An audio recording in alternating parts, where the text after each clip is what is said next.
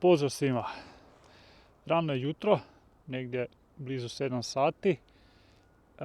Nalazim se na mrtvici rijeke Mure, na dijelu poučne staze Sveto-Martinska Mura. Ovdje sam već dosta puta fotografirao, međutim danas je opet drugačije jer su mrtvice u potpunosti smrznute, pa ću iskoristiti tu priliku i napraviti nekoliko kompozicija sa tim ledenim površinama. Isto tako, ovo mi je prilika da isprobam i novu opremu za snimanje, pa se nadam da ćete uživati u povećanoj kvaliteti kako zvuka, tako i videa. Kad sam došao još je bio potpuni mrak, snimio sam nekoliko kadrova sa mjesecom koji upravo zalazi tam iza stabala i sad idem u tome smjeru. Tam se nalazi još jedna mrtvica, jezerce oko kojega sam fotografirao, pa očekujem da ću pronaći nekako zanimljivo stablo ili već nešto da se za fotografiranje. Ono što me malo ne veseli baš je to da je potpuno vedro, znači ima koji papir od oblačka, ali ništa spektakularno. Tako da ću se vrlo vjerojatno orijentirati na motive na tlu i nekakve detalje. Na ovo mjesto stigao sam dok je na nebu bio još pokoji oblačak i svidjela mi se ova scena sa malim molom u prednjem planu.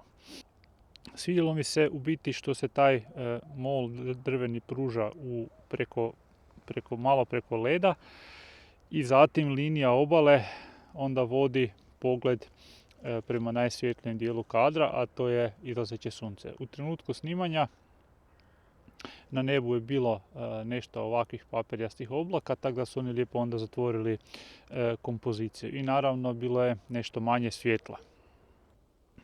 Nakon prvih nekoliko fotki na rubu mrtvice u izlazak sunca prošetao sam, odnosno od onda šećem tu okolicom kroz šumu i tražim nekakve zanimljive kadrove. Naletio sam na nekoliko njih, međutim nisam siguran da će išta od toga uspjeti.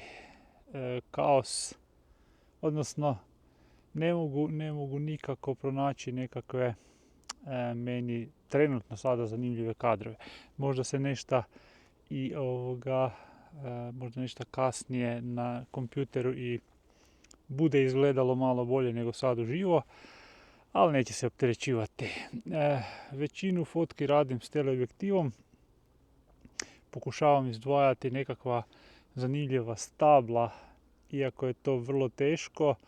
To je uglavnom vrba i vrlo su gusta, tako da osim toga ima i puno je šikare i ništa, borim se.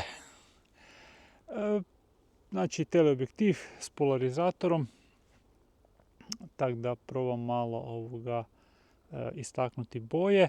Evo sad se konačno sunce malo pokazalo, oblaci su ga stalno hvatali, tako da cijelo vrijeme je bilo onako prilično bezlično. Sad kad je sunce izašlo i osvijetlilo šumu, pokušat ću pronaći još nešto zanimljivo. Trenutno su mi u fokusu ova tu stabla. Snimam okomiti kadar s te dvije vrbe. Sunce se probija i osvjetljava ih onak bočno. Skoro pa, da, nekakvih 45 stupnjeva od ostraga, lagano kontrasvjetlo i jednostavno, ne znam, zanimljiva mi je kompozicija ta dva stabla i ove tri grane što se onako onda pružaju prema gornjem lijevom kutu kadra.